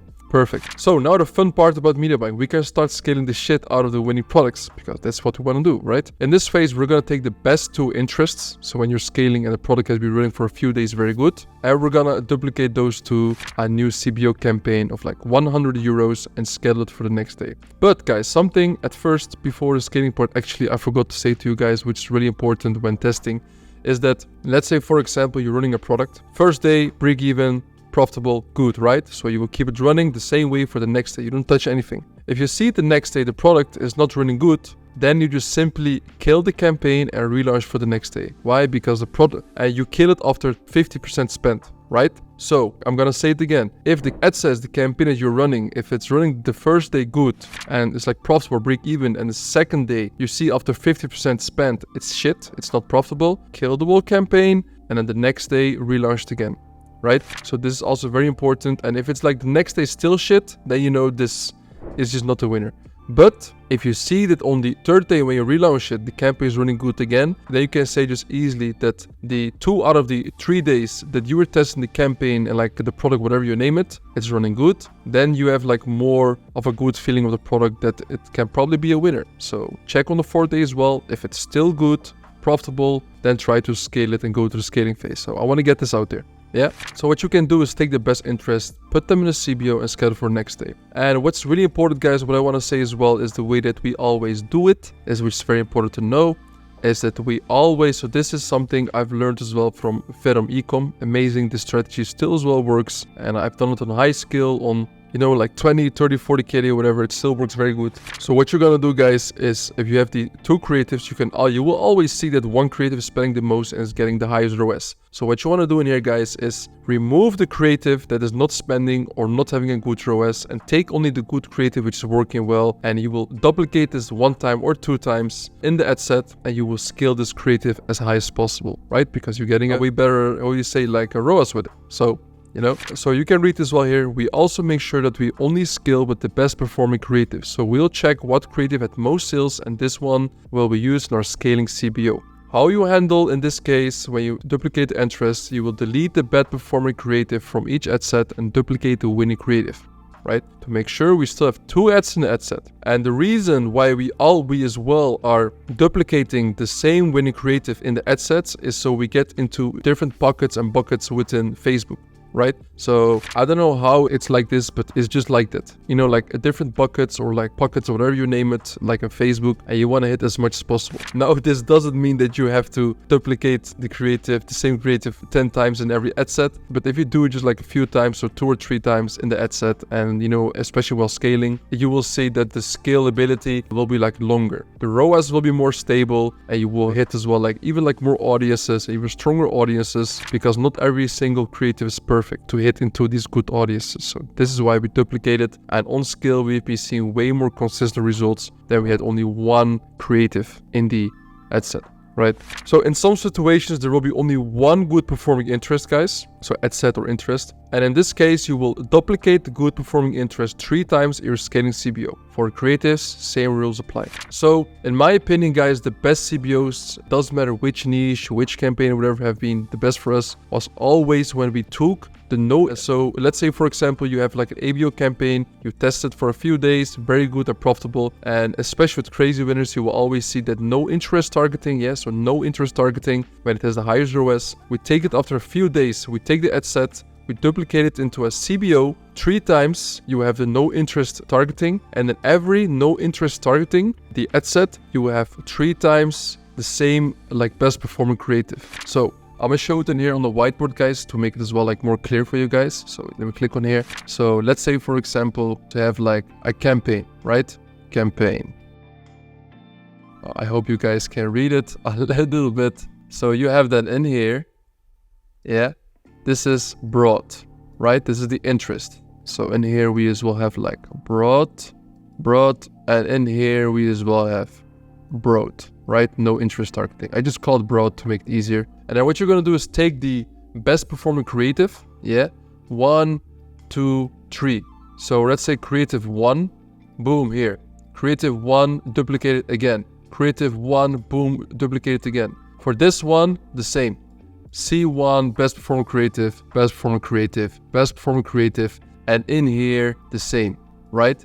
C1, because you have seen in the last few days it has been running the best. And in this is the CBO that we scale the hardest. And I'm gonna as well explain you guys in this module how we're scaling like in the best way possible for with the high ROAS as well, which is called serve scaling. Some people maybe even called intra scaling. Yeah, we've been doing this now over a year. It's basically our best scaling method. Yeah, and I'm gonna explain it later as well in here. Let's go again in here and talk about how we do it. So let's say we have like scenario 1, right? So we're gonna talk about some scenarios. We got 2 winning interests, broad and online shopping, and you know, like our winning creative is creative 1, right? Our scaling CBO should look like this: broad, creative 1, online shopping, creative 1, and of course you can as well add like a third one. It doesn't matter so much. Let's say like scenario 2. This is another scenario. You can have 2 winning interests, broad and online shopping, and both are creative winning. Then our CBO should look like this: CBO campaign, 100 euros again, same as here, creative 1 and creative 2. What you can even do in here, guys, is duplicate both creatives here. So you have 2 times creative 2 and 2 times you have the creative 1. You're right? Because they're both performing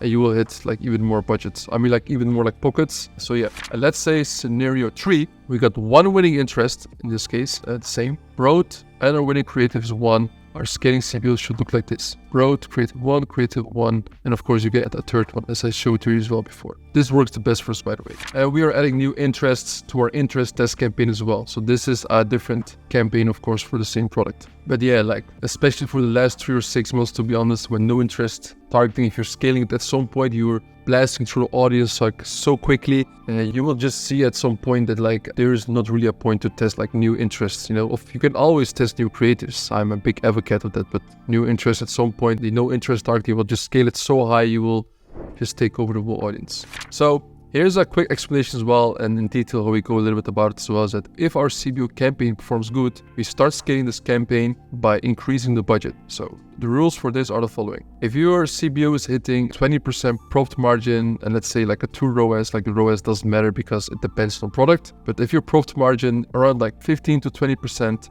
what I will just say is the safe way to go with is just increase the budget to a 20% every day. So vertically, right, in the ad set. But if you see you're hitting a 30% profit margin, then I will definitely recommend to just try to double the budget. At the end of the day at midnight, double the budget. And yeah, here you can as well, we explained to you as well, like if you see the day after you scale the budget, the ROAS is good, you keep scaling 20% every 3-4 hours. But yeah, this is like the same way method you can do it. So because 20% scaling is like for Facebook that you will, if you just serve scale like a winning campaign, just like with 20%, you know, every few hours, you will see that the ROAS will like still stay stable, but you will spend more, which means basically like more purchases, more money. So perfect. Okay, here a very nice quote. So we're going to talk a little bit here as well about creative testing. Never waste the potential of a good winner by not testing new creatives and sales angles, right? As soon as we have a winner, we start testing new creatives immediately. A single creative doesn't last forever, so we need to make sure we keep building up our momentum by testing new creatives. Yeah. So you can try to test 2 new creatives every day, and the structure we use for this is basically the same structure as we use for our product testing, right? You can see here, for example, broad, engaged shoppers, same ABO, you know, and then like creative 3 and creative 4, like very simple, you know, again like ABO, 5 ad sets and 2 new creatives. And the same rules apply as our basic testing KPIs to determine, you know, if the creatives are a winner or not. And scaling winning creatives is just exactly like the new winning creatives is exactly the same way we do it like what we did before, right? So here's a nice explanation about as well like serve scaling, right? Take some notes, guys. This is very important. So this is the little bit of the juicy part, right? What should the use of new winning creatives and profitable campaigns are if we don't scale shit out of them, right? Whenever we have CBO campaigns running with a budget over 300 euros, we can start serve scaling. Why at 300? We've seen like when you try to serve scale when you only have a budget of like 100 or 200 euros a day, it's quite inconsistent. So we only start serve scaling when we have daily budget of 300 euros a day or CBOs, right? So in here, for example, guys, you can see whenever the CBO campaign is running with a budget of 300 euros, we can start serve scaling with them. So this means we will basically start scaling these campaigns very aggressively right before the peak moments of the day. 9 a.m., 12 p.m., 4 p.m., 6 p.m. So in my opinion, you can just do it every 3 hours throughout the day, you know, until midnight. So for example, yeah, so every product has like a break-even ROAS, and this is how we go over it. So if you see that you are hitting 0.5 ROAS above the break-even ROAS, then we scale with 50% every few hours. If it's 1 ROAS above the break-even ROAS, then we scale 100%. If we hit even like 1.5 above the break-even ROAS, then we scale with 200%. But if you're hitting 2 plus higher ROAS than the break-even ROAS, then we scale with 500% every few hours. Works amazing. Yeah, guys, BER is the break-even ROAS. And of course, very nice warning, by the way, check the ads every 2 hours in case you serve scaled with higher budgets than a regular daily budget. Make sure that at the end of the day, you reset your campaign budget again to the starting budget you had at the beginning of the day. Because you have to understand that sometimes a campaign can just die randomly, right? And then it's like there's always a big chance you will just run out of the budget, you know? So for this reason, we always, you know, like reset it, and this method works amazing. So if you want to keep it just very simple, and this is actually what we do right now, this works for us the best, is just double the budget. So if you see that you are scaling a product good, you're running at least 300 to 400 euros a day, what you can do is very simple. You will start at 9 a.m. and every 3 hours, so you will just double the budget. So you go, for example, if you start at 300, it's 9 a.m. Oh, the ROAS is good. Just put it directly on 600 throughout the day. Yeah, and then like check it at 12 again, and then like you put it on 1200. Oh, and you check at 3 p.m. again, and then like you put the budget on 2.4k. So let's say in the end of the day, it doesn't matter like which budgets you're running. Let's say at the end of the day, you're on a scale and the campaign budget is like on 5k, 10k, or even like 20k, which is possible. So it's very important that always at midnight, even if you put the budget on like on 10k or 20k, that you will just put it on midnight on the original state, which is 300 or 400. right? And you will see as well that you can't scale every like campaign to the moon, right? And this, by the way, we use this strategy with CBOs, but Faruk's also certainly good in like a campaign with on ABO level, on ad set level, just no interest targeting. And what is really important is you have to always find the sweet spot. Maybe the surf skill sweet spot is like 1K, maybe it's 2K, right? And how can you find this out? By doing the reps, by testing it, yeah? So try it out. I want to emphasize as well that we usually only do this when the campaign is running on at least at a 35 to 40% profit margin. Then we do that. So this is the kind of one of the methods that helps us a lot to scale to like 10K, 20K, 30K, or even like 40, 50K a day. So surf scaling is very important. If you still have any questions, of course, go into the Discord, ask us, and we will be as well, like, of course, like happy to help you out. And as well, you can find this file down below as well, and also, of course, like in the Discord. So yeah, that's about it, guys.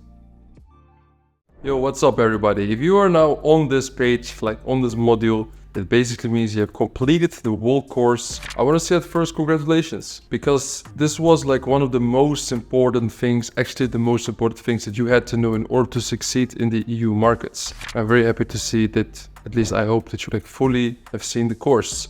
Now, something I want to say as well to you guys is that, like, as you guys know, we have the S University, and as well, like, we help people as well scale their business through the roof in as well our program. So essentially what happens, we have a program of 3 months and 6 months. And whenever you think like, hey, maybe I want to scale like through the roof and all that kind of stuff, it's always possible. We will plug as well down here a link to schedule a call with one of our team members, and then we'll see if we can help you. Because look, there's lots of times that we are like rejecting some people, to get into the program, because we cannot just help everybody, and we only want to help like people who we like really think of, all right, this guy, serious, we can help this person and scale it through the roof. And so you guys know what's inside the program. First of all, of course, the S University Discord, instead of paying 500 euros, you will have it for totally free lifetime. Second of all, weekly group calls. These like weekly group calls, you can just ask anything you want and we will answer it. And as well, what you will have is a one-on-one private channel in a private Discord with me, Astro Ecom, as well one of our student success managers who has just been like through the whole road, like in the Astro program a few months before, and now he's doing like 100K a month, and he's able to help you as well and jump even like on one-on-one calls if it's needed. So yeah, basically that's very interesting, for some people. So if you're like a beginner or you're still like your 9 to 5, and even if you did like a million revenue, like we will still be able to help you out and scale you through the roof. Because the thing is, like, with our experience right now, because right now we did over like 12 million revenue in the EU markets, and it's just that like team building with solutions and like a payment processing, banking, just name it, with everything, we can just advise everybody on it and just help them scale through the roof. So yeah, that was it actually. I hope you enjoyed the course and it was very like valuable. I put a lot of time in it to create it. Yeah, thank you very much. And guys, have a very nice day. Ecom Legend out.